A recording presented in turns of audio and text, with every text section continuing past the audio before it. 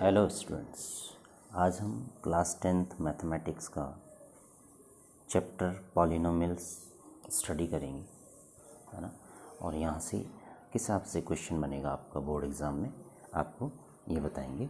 सबसे पहले बेसिक से समझ लेते कि पॉलिनोमियल्स आपने क्लास 9th में भी पढ़ा है ना।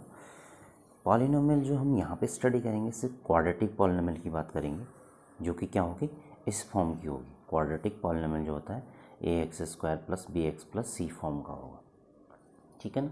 इसमें आप पहला क्या स्टडी करेंगे कि आपका जो ग्राफिकली जो ग्राफ होगा पॉलिनोमियल इक्वेशन का किस टाइप से होगा। दूसरा हम स्टडी करेंगे कि आपका ग्राफिकली जीरोज़ आप कैसे फाइंड आउट करेंगे। दूसरा आप जीरोज़ कैसे फाइंड आउट करेंगे, जीरोज़, है ना। क्वाड्रेटिक पॉलिनोमियल के जीरोज़ कैसे फाइंड आउट करेंगे, है ना। Third one, relation between zeros and coefficient, क्या रिलेशन होता है ये हम स्टडी करेंगे, ठीक है ना। तो फर्स्ट ऑफ ऑल ग्राफिकली आपका जो क्वाड्रेटिक पॉलिनोमियल होगा उसका जो ग्राफ होगा हमेशा कर्व शेप में होगा, ठीक है ना। कर्व शेप में इन द सेंस, सपोज हमारे पास ये एक्स एक्सिस हो गई और ये वाई एक्सिस हो गई।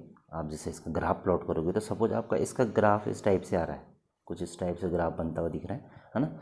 तो आपका इसमें हमें सिर्फ ये फाइंड आउट करना है कि नंबर ऑफ ज़ीरोज़ कितने एग्जिस्ट करेंगे। आपका जो सिलेबस में इतना ही है कि इसके नंबर ऑफ ज़ीरो कितने से एग्जिस्ट करेंगे।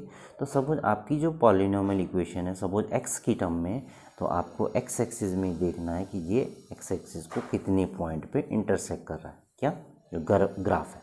तो इसके नंबर ऑफ ज़ीरोज़ कितने हो जाएंगे, इसमें जो नंबर ऑफ ज़ीरोज़ होंगे वो कितने हो जाएंगे, 3 हो जाएंगे, क्योंकि ये क्या कर रहा है, ध्यान से समझिए, ये 3 पॉइंट पे क्या कर रहा है, इंटरसेक्ट कर रहा है। तो नंबर ऑफ ज़ीरो कितने हो गए, 3, विदाउट फैक्टर आप इसे फाइंड आउट कर रहे हैं, ठीक है ना। समझ में आ रहा होगा। अब एक क्वेश्चन और देख लेते हैं। सपोज आपके पास एक और ग्राफ ले लेते हैं इस टाइप से, X axis Y axis. Suppose आपका ये लाइन है ना। तो ये एक्स एक्सिस को कहीं भी इंटरसेक्ट नहीं कर रही है। अगर आपका एक्स में इक्वेशन है, एक्स में कहीं भी इंटरसेक्ट नहीं कर रही है, तो यहाँ पे कोई भी नंबर ऑफ ज़ीरो एग्जिस्ट नहीं करेंगे। नंबर ऑफ ज़ीरो कितना हो जाएंगे, 0 होंगे, एग्जिस्ट नहीं करेंगे, क्योंकि ये कहीं भी एक्स एक्सिस को ये ग्राफ ये लाइन इंटरसेक्ट नहीं कर रही है ना। क्लियर है, तो ये आपका क्लियर हो जाना चाहिए। नेक्स्ट टॉपिक पे आते हैं कि आपका relation between zeros and coefficient. Relation between zeros and coefficient ने बताया कि जो आपका क्वाड्रेटिक पॉलिनोमियल होगा इस फॉर्म का होगा, है ना, इस फॉर्म का होगा। और सपोज इसके जो जीरो एग्जिस्ट करेंगे, जीरो का मतलब जो फैक्टर आप करते हो, और फैक्टर हम किससे करते हैं, स्प्लिटिंग मिडिल टर्म मेथड आपने सीखा हुआ है ना। जिसको नहीं आता वो देखेगा। तो जब हम इसके फैक्टर करते हैं स्प्लिटिंग मिडिल टर्म से, सपोज इसके 2 जीरो एग्जिस्ट कर रहे हैं, तो एक अल्फ़ा हो गया एक बीटा हो गया, तो हम रिलेशन बता रहे हैं। तो क्या होगा, अल्फ़ा प्लस बीटा, या हम इसको हम सम ऑफ ज़ीरोज़ भी लिखते हैं, sum of zeros equal to minus b upon a. तो बी देखो, ये अल्फ़ा बीटा तो आपका कहाँ से आ रहा है, जो आप इसके फैक्टर करोगे, और बी और ए आपको मिलेगा इनके कोफिशिएंट से। बी क्या है, एक्स का कोफिशिएंट होगा, माइनस फॉर्मूले में है, कोफिशिएंट मैं शॉर्ट में लिख रहा हूँ ऑफ एक्स, और कोफिशिएंट ऑफ एक्स स्क्वायर। ध्यान से समझना, आपको जो आपका कोफिशिएंट है वो न्यूमेरिकल वैल्यू होगी, एक्स के साथ ये बी मल्टीप्लाई है, वो इसकी जगह कुछ ना कुछ नंबर होगा, और जो ए है वो कोफिशिएंट ऑफ एक्स स्क्वायर है। इसमें आपको देखना है कि विद साइन आप वैल्यू रखोगे, आपकी जो भी इक्वेशन में साइन होगा, राइट। दूसरा फॉर्मूला इसी में है, जो रिलेशन है वो क्या है, alpha into beta means product, alpha into beta दोनों का product of zeros equal to C upon A. C क्या होता है, सी आपका कांस्टेंट टर्म है, constant term upon coefficient of X square. आपको फॉर्मूले में कंफ्यूज नहीं होना है। आपका जो सम के लिए आपका नेगेटिव साइन बी अपॉन ए और प्रोडक्ट के लिए सी अपॉन ए, राइट। चलिए अब एक क्वेश्चन देख लेते हैं। आपका क्वेश्चन हमने ये एनसीईआरटी क्वेश्चन लिखे हुए हैं, आप देखेंगे। फर्स्ट क्वेश्चन हम देखते हैं, find the zeros of the polynomial and verify relation between zeros and coefficient. आपको रिलेशन वेरीफाई करने, तो रिलेशन वेरीफाई करने के लिए बच्चों आपको क्या करना है, सबसे पहले आप उसके फैक्टर कर लेंगे। जो आपको क्वाड्रेटिक पॉलिनोमियल दिया है उसके आप फैक्टर कर लेंगे स्प्लिटिंग मिडिल टर्म मेथड से, है ना। तो चलिए क्वेश्चन देख लेते हैं। हमें रिलेशन वेरीफाई करना है बिटवीन जीरोज एंड कोफिशिएंट। इससे पहले कि हमें उसके जीरो फाइंड आउट करने होंगे, तो आपके पास इक्वेशन क्या होगी, इक्वेशन आपके पास है x square minus 2x minus 8। ध्यान से समझिए, स्प्लिटिंग मिडिल टर्म मेथड से आप फैक्टर करने के लिए क्या करेंगे, सबसे पहले हम कांस्टेंट टर्म और कोफिशिएंट ऑफ एक्स स्क्वायर के इंटू कराते हैं। तो यहाँ पे कोफिशिएंट ऑफ एक्स स्क्वायर कुछ भी नहीं है तो 1 होगा, इसको हम 1 ले लेते हैं। इसके साथ जो मल्टीप्लाई जो वैल्यू दैट इज़ 1। तो 8 इंटू 1, 8 इंटू 1 8। अब हमें 8 के ऐसे दो फैक्टर लेने हैं जिनको या तो ऐड करके आना चाहिए -2 या सब्ट्रैक्ट करके आना चाहिए। तो इसके 8 के तो बहुत सारे फैक्टर होंगे, वैसे 1 है, 2 है, 4 है, 8 इटसेल्फ फैक्टर ऑफ 8, है ना। तो हमें ऐसे दो फैक्टर लेने हैं जिनका प्रोडक्ट 8 होगा और सब्ट्रैक्ट करके हमें -2 मिल रहा होगा। देखो 1 और 2 को ऐड करो तो 3 आ रहा, माइनस करेंगे तो -1 आएगा, है ना। 4 और 2 को लो, 4 2 = 8 और 4 - 2 तो -2 आ रहा। कहीं ना कहीं ये दोनों हम लेंगे तो 2 और 4 को ले लेंगे हम। लेकिन आपको बच्चों ध्यान रखना है कि जब भी हम फैक्टर लेंगे तो आपको ये मिडिल टर्म का साइन ध्यान रखना है। दोनों के फैक्टर को सॉल्व करके -2 मिलना चाहिए आपको, ठीक है ना। तो कैसे हम लेंगे, एक्स स्क्वायर, देखो -2 यहाँ आना चाहिए इन दोनों को सॉल्व करते। तो -4x मैं पहले लिख रहा हूँ प्लस 2x। क्यों, क्योंकि मैं इनको सॉल्व करूँगा तो हमें क्या मिलेगा, क्या मिलेगा, -2x मिलेगा। मैं इसको +2x -4x भी लिख सकता हूँ, लेकिन यहाँ प्लस लिखोगे यहाँ प्लस लिखोगे तो आपका गलत हो जाएगा। इसके बाद हम ग्रुपिंग से कॉमन लेते हैं। कॉमन लेंगे तो क्या बनेगा, देखो x कॉमन लिया तो क्या बना अंदर, x -4। बहुत सारे बच्चों को समझ नहीं आता कि हम कॉमन कैसे लेते हैं। ग्रुपिंग से हम इन दोनों में कॉमन क्या है, x, है ना।